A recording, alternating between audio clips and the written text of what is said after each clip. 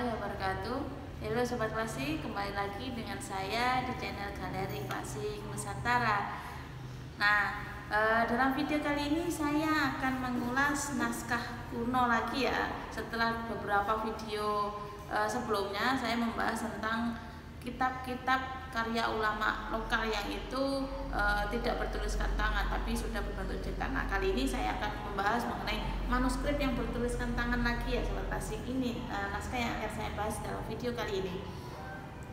Naskah ini itu sudah tidak ada sampulnya ya Sobat Klasik. Nah, bisa Sobat Klasik lihat. Ini sudah protol ya. Jilitannya pun sudah ada beberapa yang protol seperti itu. Sudah tidak menyatu lagi antar lembar dengan lembar yang lainnya, dan saya tidak bisa mengidentifikasi dari atau tentang siapa pengarang atau penulis dari naskah ini ya. Kadang ada naskah yang disebutkan identifikasi pengarangnya itu ada di depan, bukan berada di belakang yang berbentuk kolofon itu. Nah, sedangkan naskah ini itu benar-benar nggak ada kolofonnya dan juga nggak ada pendahuluannya seperti itu, sehingga ketika memegang naskah ini halaman awal itu langsung sudah masuk ke isi teksnya, pembahasan atau tentang ya isi dari naskah ini, tidak ada pengantarnya dulu seperti itu, sehingga tidak diketahui siapa penulis atau pengarangnya. Namun naskah ini masih bisa terbaca mengenai isinya apa, tentang apa sih teks yang ada di dalam naskah yang saya pegang ini ya Sobat Klasik. Naskahnya nggak tebal ya, kalau dilihat dari jilitannya hanya terdapat beberapa, ada 7 jilidan yang menyatu, 7 bagian jilidan, dan tebalnya itu saya nggak pegang penggaris. Nah, kira-kira sekitar 1 cm nggak ada kayaknya, ini 1 cm kurang dikit lah seperti itu. Tipis, ini bentuknya tipis ya Sobat Klasik ukurannya, dan ukurannya nggak besar dan nggak kecil. Ini ukuran naskah yang ukurannya itu sedang seperti itu. Nah, langsung aja, nanti kemungkinan saya akan membahas naskah ini itu tidak selesai dalam video kali ini saja. Nanti akan saya ulas lagi di video-video selanjutnya, karena isinya saya rasa itu menarik seperti itu, sehingga perlu untuk diulas lebih detail, atau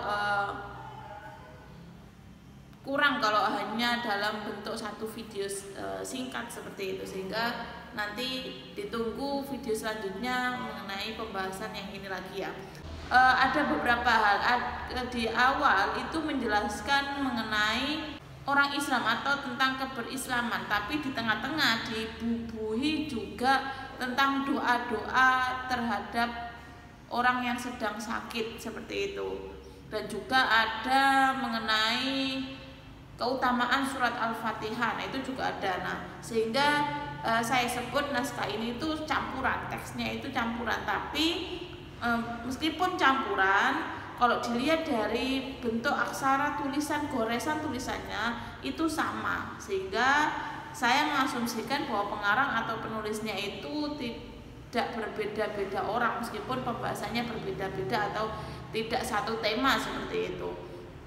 Nah, di bagian awal ini Sobat Klasik, di bagian awal naskah ini itu menjelaskan tentang orang Islam, mengenai gimana orang Islam itu mengetahui tentang nabi-nabinya seperti itu, dengan lafaz seperti ini: punika setuhune wong kang padha Islam ing weruhe para nabi. Nah, tentang gimana cara mengetahui tentang para nabi, ada beberapa hal yang perlu diketahui mengenai nabi-nabi seperti itu. Di antaranya mengenai asal muasal dari para nabi. Nah, naskah ini menjelaskan tentang nabi itu berasal dari roh Rahman. Nah, roh Rahman, lalu juga dijelaskan nabi itu juga berasal dari roh Kudus. Ada juga yang menjelaskan roh yang berjenis kelamin laki-laki. Dan yang terakhir ada empat roh yang dipaparkan di naskah ini dari asal muasal para nabi itu. Yang keempat itu nabi itu bisa juga disebut ruh robani. Nah, ruh robani itu apa? Ruh robani itu dijelaskan bahwa yang dimaksud dengan ruh robani adalah roh yang bercahaya. Nah, roh robani adalah roh yang bercahaya seperti itu. Nah, itu pembahasan bagian awal di paragraf atau bahasan paling awal di naskah ini tentang asal muasal para nabi yang perlu diketahui.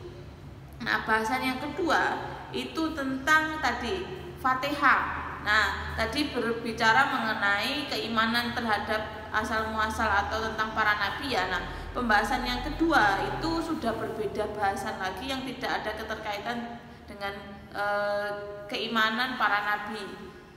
Sudah ke arah pembahasan tentang surat Al-Fatihah atau saya sebut keutamaan surat Al-Fatihah seperti itu. Nah, kalau di naskah ini menyebutnya dengan dasare surat Fatihah. Nah, kalau bisa saya menangkap dari hasil bacaan saya secara keseluruhan di sub yang pembahasan surat Fatihah ini itu mengenai keutamaan dari surat Al-Fatihah. Nah, naskah ini menjelaskan gimana keutamaan surat Al-Fatihah itu dibagi beberapa hal. Ada beberapa keutamaan. Yang pertama, surat Fatihah. Nah, surat Fatihah itu sebagai dasar pembacaan dalam sholat. Dalam melaksanakan sholat, surat Fatihah menjadi dasarnya. Nah, itu pembahasan yang awal mengenai keutamaan Al-Fatihah. Terus pembahasan yang kedua atau keutamaan yang kedua adalah surat Fatihah sebagai inti dari Quran. Nah, kalau dibahasakan ke bahasa sekarang ya, kalau di naskah ini itu menjelaskan surat Fatihah sirai Quran. Maksudnya kan bisa dipahami sirah atau kepala itu kan berarti intinya atau paling utamanya seperti itu. Sehingga surat Fatihah sebagai surat yang inti dari atau awalan dari Al-Qur'an. Kemudian keutamaan yang ketiga adalah bahwa ini saya agak ragu juga mengenai pemahamannya karena hanya dijelaskan surat Fatihah itu dasare Quran. Surat Fatihah kaping 3 surat Fatihah iku dasare Quran. Dungane tamat. Nah, hanya seperti itu. Nggak ada penjelasan lanjutan sehingga saya belum bisa menangkap secara keseluruhan yang dimaksud di poin ke 3 ini maksudnya apa mengenai surat Fatihah sebagai doa tamat. Tamat kan selesai ya, doa selesai. Kemungkinan adalah ketika menamatkan atau membaca Quran itu sudah selesai hingga akhir ayat yaitu surat An-Nas itu diharuskan atau dianjurkan untuk membaca surat Fatihah. Kemungkinan itu ya. Kemudian, nah ini yang menarik, ada bahasan yang menarik singkat tentang disebutkan bahwa surat Al-Fatihah terdiri dari 124 aksaranya, terdiri dari 124. Nah, ada penjelasan seperti itu di tengah-tengah pembahasan setelah membahas tentang keutamaan surat Fatihah. Jumlahnya itu 124 dan maknanya itu tercakup dalam simbol huruf-huruf. Dijelaskan huruf-huruf yang menyimbolkan di situ ada makna dari jumlah surat Fatihah itu. Kenapa kok 124 itu disimbolkan dengan huruf jim, kho, za, shin, dot sama fa. Nah, namun penjelasan mengenai simbol huruf-huruf itu naskah ini tidak menjelaskan secara detail. Hanya pemaparan singkat bahwa jim itu berkaitan dengan dalamnya neraka.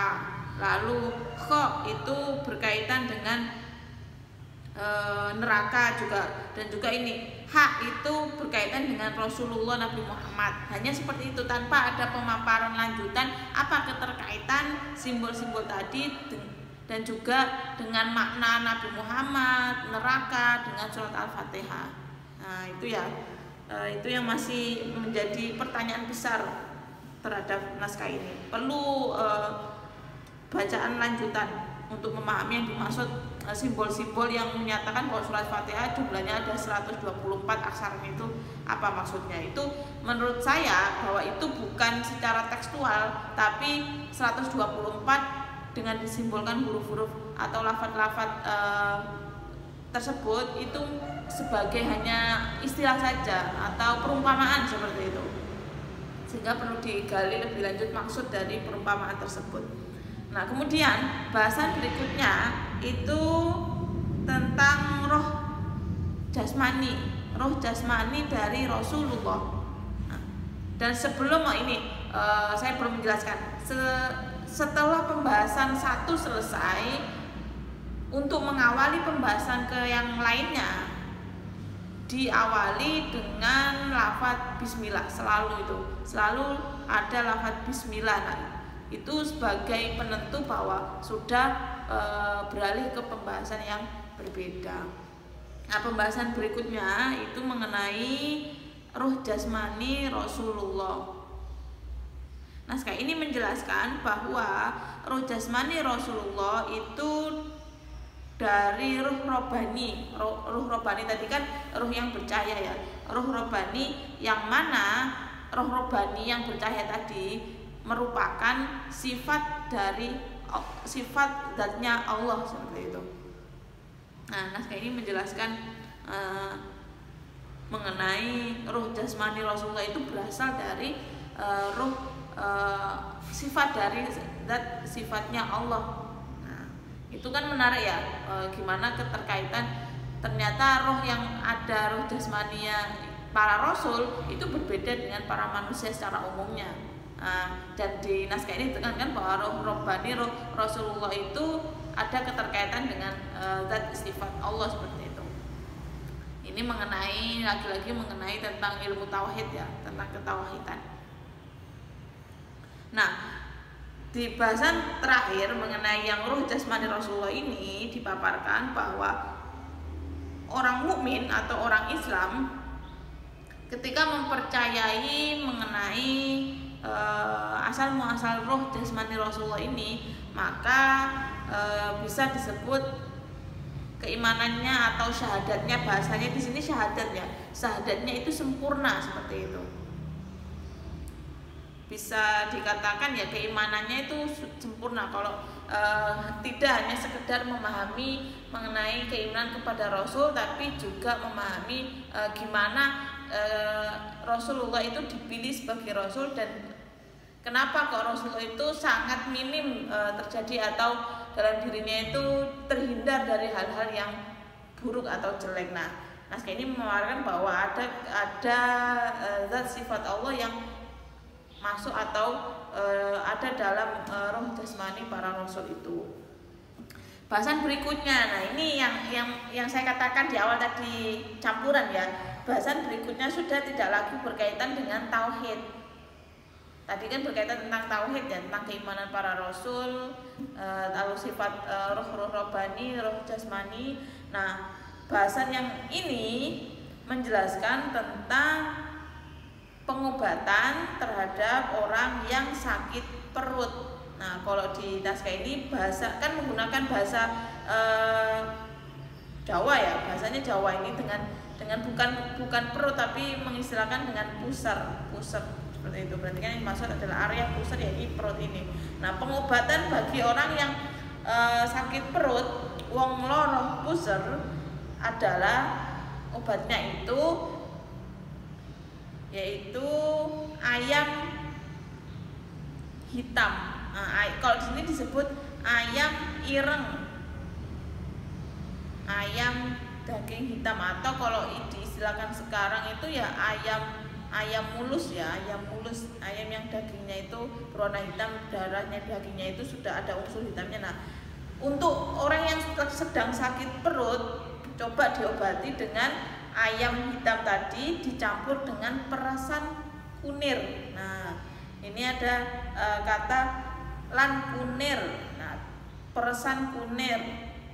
Kemudian campuran antara perasan kunir dan air daging ayam tadi itu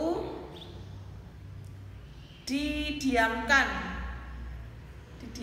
sehari semalam. Nah, ini sedino sewengi, sehari semalam didiamkan, baru diminum airnya. Nah, insya Allah menurut naskah ini bisa menyembuhkan dari sakit perut seperti itu. Nah, ini kan berarti yang menarik, berbeda ya dengan pembahasan sebelumnya. Bahasan selanjutnya, nah berbeda lagi. Bahasan selanjutnya masuk pembahasan tentang orang yang meninggal atau orang yang sakaratul maut. Nah, sudah tidak lagi membahas tentang keimanan terhadap para nabi, tentang keutamaan surat Fatihah atau bahkan pengobatan. Pembahasan berikutnya masuk atau membahas mengenai sakaratul maut atau orang yang meninggal seperti itu. Nah, bahasan yang pertama berkaitan dengan cahaya-cahaya yang muncul terhadap orang yang sedang sakaratul maut. Ini butuh pemahaman tingkat tinggi ya, mungkin karena tidak secara detail karena bisa dilihat juga naskahnya tipis dan pembahasannya singkat-singkat, tidak secara detail, sehingga butuh melakukan komparasi dengan kitab-kitab lain mengenai bahasan-bahasan yang ada dalam naskah ini. Saya hanya akan memaparkan apa yang ada dalam naskah ini, nanti bisa dikembangkan lagi dengan melihat relevansi dengan kitab-kitab yang ada di masa sekarang mengenai isi di dalam teks di naskah ini seperti itu.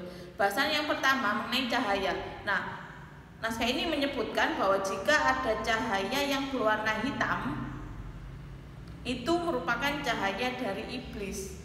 Nah, kalau melihat cahaya yang berwarna hitam dan itu asalnya dari iblis, maka dianjurkan untuk membaca lafaz la ilaha illallah Muhammadur Rasulullah seperti itu. Kemudian kalau cahayanya itu berwarna abang atau merah, maka cahaya itu cahaya Nasrani. Nah, ini yang saya katakan tadi, butuh penjelasan lanjutan. Apa keterkaitan orang yang sakaratul maut, orang yang meninggal dengan warna-warna cahaya, yang menyebutkan salah satunya di sini bahwa kalau warna merah itu cahaya Nasrani. Saya sangat jelas cahaya Nasrani seperti itu. Maka bacalah, dianjurkan untuk membaca sama kayak yang pertama tadi, la ilaha illallah Muhammadur Rasulullah. Kemudian kalau cahaya yang muncul itu cahaya berwarna kuning, nah di sini kuning, maka itu cahaya dari Yahudi seperti itu. Nah, cahaya kang kuning yaiku cahyane Yahudi. Moko amoco la ilaha illallah, maka bacalah lafaz la ilaha illallah tanpa ada Muhammadur Rasulullah seperti itu. Nah, kemudian kalau cahayanya itu warnanya hijau, itu cahaya dari malaikat Jibril. Nah, kalau cahayanya warna hijau, maka dianjurkan membaca sama seperti yang sebelumnya, yaitu la ilaha illallah tanpa ada lafaz Muhammad Rasulullah. Dan yang terakhir, kalau cahaya berwarna putih, itu merupakan cahaya para nabi atau cahaya Rasulullah, maka dianjurkan juga membaca la ilaha illallah seperti itu. Nah, berhenti di situ penjelasan tentang cahaya-cahaya tadi, tidak ada penjelasan lanjutan di naskah ini atau yang dipaparkan penulis atau pengarang naskah ini ya, sehingga masih menimbulkan banyak pertanyaan. Apa keterkaitan cahaya-cahaya tadi dengan lafaz anjuran lafaz la ilaha illallah, dan juga asal muasal tadi dari Rasulullah, dari para malaikat, ada juga dari agama Nasrani, Yahudi seperti itu. Nah, masuk ke pembahasan berikutnya masih dalam satu bahasan ya, karena lafaz basmalahnya tidak ada lafaz basmalah setelah penjelasan tentang cahaya ini. Tadi kalau setiap pembahasan yang berbeda kan diawali basmalah. Nah, ketika membahas pengobatan masuk ke sakaratul maut diawali basmalah. Tapi ketika membahas cahaya ini selesai, masuk ke pembahasan berikutnya, tidak ada jeda dengan lafaz basmalah. Karena apa? Karena pembahasan masih tentang sakaratul maut, tapi sudah tidak berbicara mengenai cahaya-cahaya tadi. Nah, bahasan yang berikutnya tentang masalah sakaratul maut itu mengenai dari mana sakaratul maut itu atau nyawa tersebut diambil, seperti itu. Nah, naskah ini memaparkan bahwa jika nyawanya itu terlihat diambilnya itu dari bulu-bulu yang ada di leher, maka dianjurkan untuk membaca la ilaha illallah Muhammad Rasulullah. Nah, sedangkan kalau sakaratul maut tersebut nyawanya diambil dari pusar, bahasanya ini udel ya, udel berarti kan pusar ya, perut seperti itu, dari pusar, maka dianjurkan membaca la maujud illallah, seperti itu. Bukan la ilaha illallah, tapi membaca la maujud illallah. Kemudian kalau nyawanya diambil itu dari dada, ati, di sini bahasanya ati utawa dodo, maka dianjurkan membaca la ilaha illallah juga. Nah, dan yang terakhir, kalau nyawanya itu diambil dari kuku, bahasanya juga kuku ya, sini kuku gitu, kuku, maka dianjurkan membaca Allah Allah Allah. Tidak la ilaha illallah, tidak la maujud illallah, tapi hanya Allah Allah Allah, seperti itu. Nah, kemungkinan ini anjuran bagi orang yang menunggu orang yang sedang sakaratul maut, melihat tanda-tanda. Kalau terlihat sepertinya diambilnya itu dari dari leher, tadi dari bulu, maka yang diharuskan atau dianjurkan untuk menuntun dengan lafaz la ilaha illallah Muhammad Rasulullah, seperti itu. Ya, kemudian bahasan berikutnya membahas tentang gimana orang Islam atau orang mukmin itu bisa melihat Allah pada hari kiamat, seperti itu.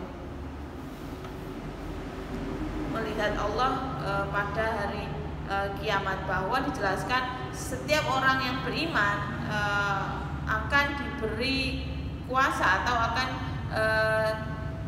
diberikan suatu keistimewaan, yaitu bisa melihat Allah nanti di hari akhir atau pada saat hari kiamat itu. Ya, itu penjelasan yang berikutnya setelah membahas tentang sakaratul maut. Kemudian bahasan yang berikutnya tentang sukma, bahwa setiap orang manusia itu memiliki 7 sukma, seperti itu. Yang dimaksud 7 sukma ini adalah harus mengetahui ada 7 perkara yang harus diketahui oleh manusia. Kalau memahami terhadap 7 perkara ini, maka keimanannya, atau kalau tidak memahaminya, maka dianggap manusia ini tidak mempunyai atau belum mempunyai keimanan yang sempurna. Namun lagi-lagi naskah ini tidak menjelaskan yang maksud 7 perkara dalam 7 sukma itu apa, itu nggak ada. Hanya bahasan singkat setelah bahas tentang keimanan terhadap Allah yang nanti ada keistimewaan bisa melihat Allah di hari akhir, seperti itu. Nah, bahasan yang berikutnya membahas tentang syahadat. Setelah membahas tentang keimanan terhadap Allah, bisa melihat Allah di hari akhir, kemudian bahas tentang syahadat. Ada 3 perkara dalam syahadat. Nah, naskah ini menjelaskan. Nah, naskah ini menjelaskan bahwa ada tiga perkara dalam syahadat. Yang pertama disebut dengan syahadat mutawallah di sini bahasanya. Yang kedua adalah syahadat mutawasitoh, seperti itu. Dan yang ketiga adalah syahadat mutaakhirah. Nah, dan dijelaskan singkat mengenai pengertian masing-masing 3 macam syahadat tadi. Yang pertama, yang syahadat mutawallah tadi itu, bahwa Syahadat ini yang dimaksud adalah syahadat yang sebelum manusia itu dilahirkan. Sebelum manusia dilahirkan ke dunia, yaitu pada hari misak atau hari perjanjian itu, dijelaskan bahwa itu disebut dengan syahadat atau kesaksian mutawallah. Kalau yang mutawasito itu adalah syahadat ketika orang memeluk Islam. Pertama kali orang memeluk Islam itu membaca syahadat, itu disebut dengan syahadat mutawasito. Dan yang terakhir yang syahadat mutaakhirah adalah syahadat yang diucapkan oleh para nabi, para wali, orang-orang yang beriman, orang-orang mukmin, itu disebut dengan syahadat mutaakhirah. Lafadznya ya tadi itu sama, asyhadu alla ilaha illallah, tapi naskah ini menyebut istilahnya beda-beda. Kalau dia baru masuk Islam berarti disebut syahadatnya adalah syahadat mutawasito, seperti itu.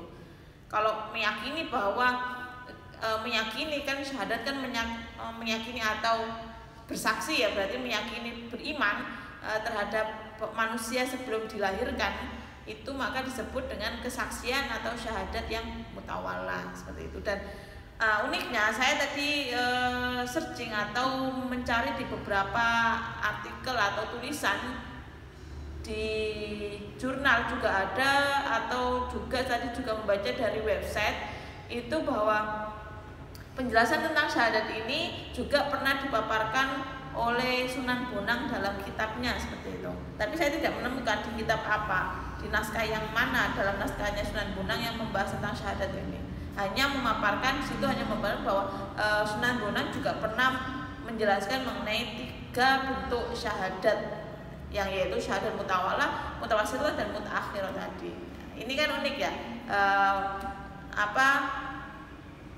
Sebelumnya saya belum memahami atau belum mengetahui mengenai 3 syahadat, bentuk syahadat ini, seperti itu. Sehingga pengetahuan baru buat saya dan mungkin buat para sobat klasik juga tentang macam-macam dari syahadat. Oke, mungkin cukup itu dulu. Saya cukupkan pembahasan kali ini. Saya nanti akan menjelaskan di video selanjutnya bahasan-bahasan lanjutan dari naskah ini. Semoga memberikan manfaat dan memberikan semangat buat para sobat klasik untuk mencintai warisan nenek moyang atau warisan pengetahuan yang dituangkan dalam naskah-naskah kuno, sehingga bisa merelevansikan pengetahuan tersebut di era sekarang, seperti itu. Oke, terima kasih. Ketemu lagi di video selanjutnya. Sekian dari saya. Assalamualaikum warahmatullahi wabarakatuh.